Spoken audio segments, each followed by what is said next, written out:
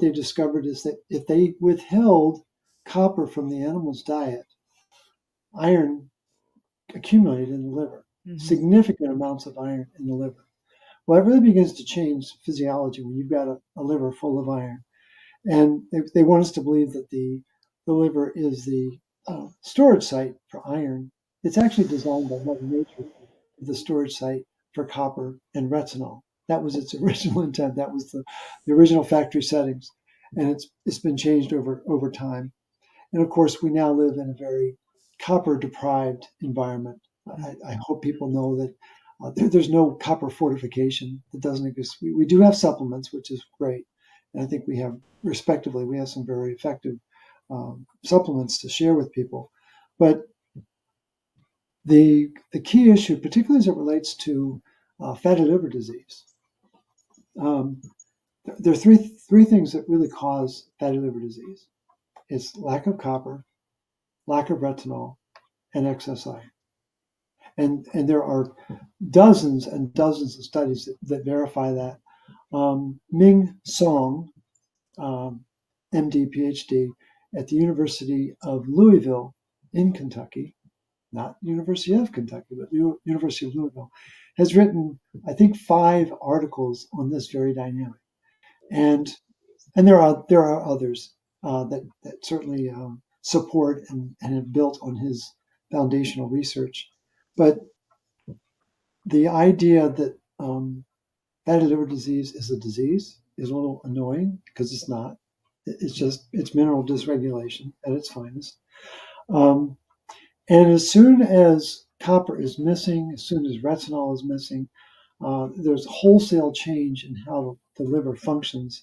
And you have a massive uptick in triglycerides, massive uptick in cholesterol.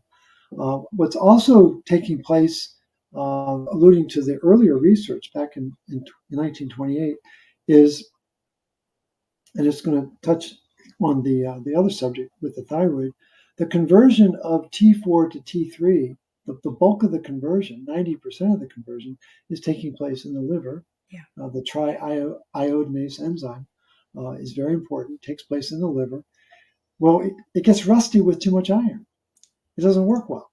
And so if you've got iron dysregulation in your liver, you're not only going to have hepatic issues, but you're going to begin to affect the bow tie gland that they tell us runs our body, which I think is a crock of hoo-ha.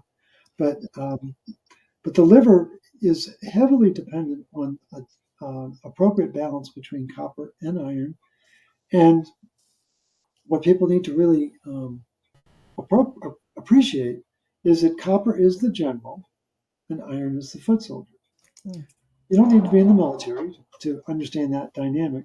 But if you want a really graphic example of that, General Patton was moving a lot of iron during the Second World War and did it very well. In fact, my favorite pictures of him are him directing the tank traffic. I mean, he must have been an amazing guy to be around.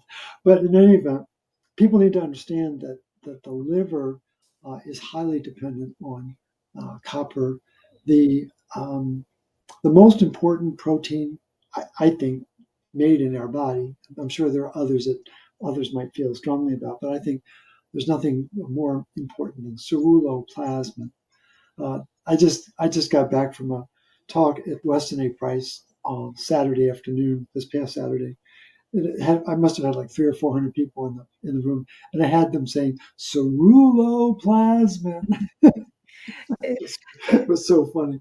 But the important thing is, if you're familiar with the design of the liver, it's a triangle. And there's a small lobe that's towards the center of our body, and then the bigger lobe is towards the flank, if you will. And I wouldn't have designed the body this way, but what happens is when we do have a lack of copper, iron accumulates in that smaller lobe towards the center of the body, towards the midpoint. Why is that a problem? Because that's where ceruloplasmin is made. Mm-hmm. That's the center for the production, the synthesis of ceruloplasmin. And most people have never heard of that protein, as you know. Most practitioners have never heard of that Yeah. protein. Yeah. And and what I introduced the audience to was just four copper enzymes that I said would change the direction of medicine if they were brought out of the closet. But the key is ceruloplasmin is instrumental in keeping iron in circulation, making sure that iron does not become a disruptive element, not just in the liver, but throughout the body. And probably its most important function is to make sure that the recycling of iron that takes place 24/7, constant need to recycle iron, that it's kept in motion and in circulation on a constant basis. I think, in my humble opinion, the failure to focus um, medical intervention around not knowing about that, I think it's a sin. I Yeah. really think it, and actually, it was interesting. I made comment on that, and someone came up to me after my talk and said, "Well, it would be important to know that that's actually the Greek word for sin, when translated, means mistake." I'd never heard that before. There's a difference between making a mistake and committing a sin. It's like Right. I like that, but I would go one step farther and say that not teaching doctors about copper the way we like to think about it and its role to regulate iron, I think that is a sin, to be honest. So the dynamic of making ceruloplasmin is immensely important, but what is, I think, equally as important is its ability to make the cytochrome C oxidase enzyme work all over the body. And there's a modest 40 quadrillion mitochondria in our body. That's 15 zeros. So it's a staggering number. Um, the bookends, mast cells have 1,000 mitochondria. The substantia nigra brain cells have 2 million mitochondria. There's a big spread there. But and then everybody in between. And And so the fatigue that people are feeling is the inability to make energy, the inability to turn oxygen into water to release the energy precursor molecule ADP to then become magnesium ATP. But I think the other really key issue is um, when we're driving our car, we're always producing exhaust. We may not see it. We don't see billowing black smoke very often. But even the natural production of energy is going to create superoxide. It's just a natural byproduct of the function of the mitochondria. Well, another one of the great um, benefits of bioavailable copper is the ability to run I think, one of the master antioxidant enzymes, superoxide dismutase, so that you prevent oxygen from losing its capacity to become water. That's, to me, that transaction to turn O2 into 2H2O is the most important chemical reaction on the planet.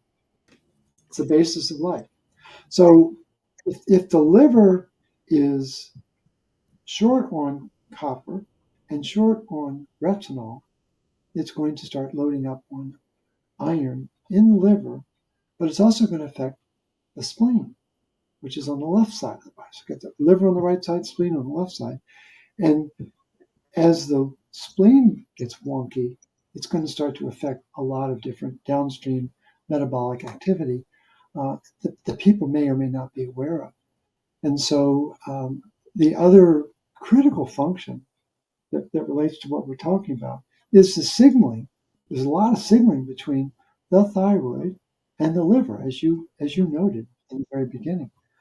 Well, that signaling is dependent upon peptides, neurotransmitters, hormones, and all that very sophisticated chemistry needs to be activated by one enzyme. It's called the PAM enzyme, which stands for peptidoglycine alpha amidating monooxygenase. It's a mouthful. I have yet to meet a doctor yet who knows what it is. Yeah. I have not met one doctor. No, I'm serious. To me, it's that we're bumping up against a sin. That, and again, we know that the doctors and the practitioners as a body are amazing people. They're very intelligent. They're very compassionate. They're very caring. They want to do what they can to help people feel better. But if they're not taught the basics of physiology, Yeah. it just seems inappropriate. So if PAM enzyme is off, as it often is, and I think it's increasingly off because of the impact of glyphosate, which is affecting the availability of copper in the soil, which is affecting the availability of copper in the food, which is affecting the availability of copper in the human. And so the, the challenge is to understand that we're not talking about a lot of copper. I mean, it's such a small amount, but it's like um, a it's like a 180 car train being run by a locomotive that's running off of a battery that you would have in your watch. That's Yeah. kind of the scale of it.